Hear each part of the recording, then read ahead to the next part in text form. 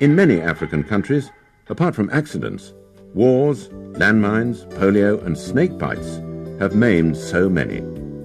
Not for them, the physiotherapy departments of modern Western hospitals, with expertise and sophisticated devices to make life bearable. Even the environment is against them. Rugged terrain, dirt tracks for roads, and primitive housing. Western-style artificial limbs seldom provide an answer. They're expensive and impractical for people who sit cross-legged and who squat. Back in the 70s, orthopedic surgeons working at Jaipur in India began to tackle the problem.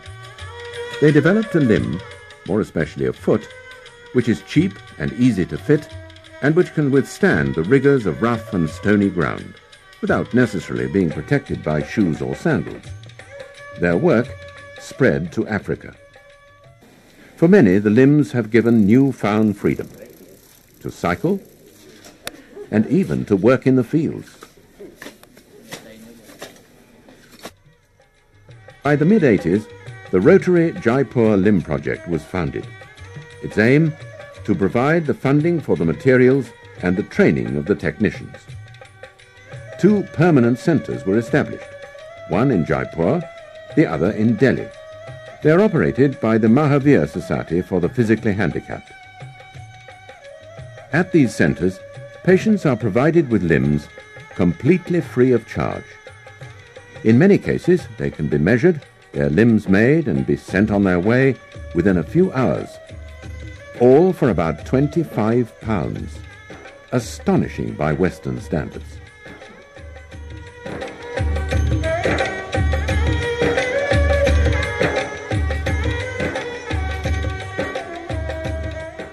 Temporary limb camps have been set up across India, and the scheme widened to countries in Africa. Not all amputees are suitable for the Jaipur foot system, but the majority, because they live in the rural areas, it is adaptable and suitable. This is because it is light, it can be used in the mud, in water, and in all sorts of conditions without any repair, disrepair, or any damage. So we think that probably this is one of the best systems. This is a leprosy hospital at Kumi in Uganda, a tumbled-down collection of tin-roofed buildings and shacks. Once, it was among the best in the country. Wars and looting have reduced it to a pitiful condition. Nevertheless, it's here that a Jaipur training centre and workshop has been set up to serve the Great Lakes region. Max Ackermann leads a small dedicated team who grapple against the odds, even a hopelessly inadequate water supply. They are proud of their achievements. They bring mobility to patients who in many cases somehow struggle to reach the hospital from hundreds of miles away. So far, there are just a handful of centres in Africa, but not all are located in hospitals. This one's installed in 3 disused shipping containers, stacked in the corner of wasteland on the outskirts of Kampala. It desperately needs better facilities and more support. Just one technician works 6 days a week from 8 in the morning to 6 at night, bringing his brand of practical help to a grateful, always growing patient list. His materials and tools are basic, but with them, he creates miracles.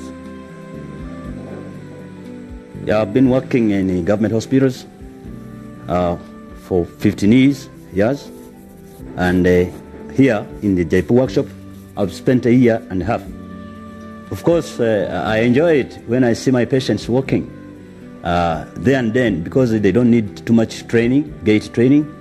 With the Jaipur, a patient will just walk straight, and I enjoy that.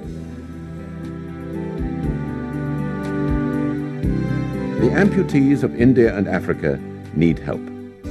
£25 is all that it takes to make a limb. With it, the technicians use their skill and commitment to provide a gift of priceless value for their fellow countrymen.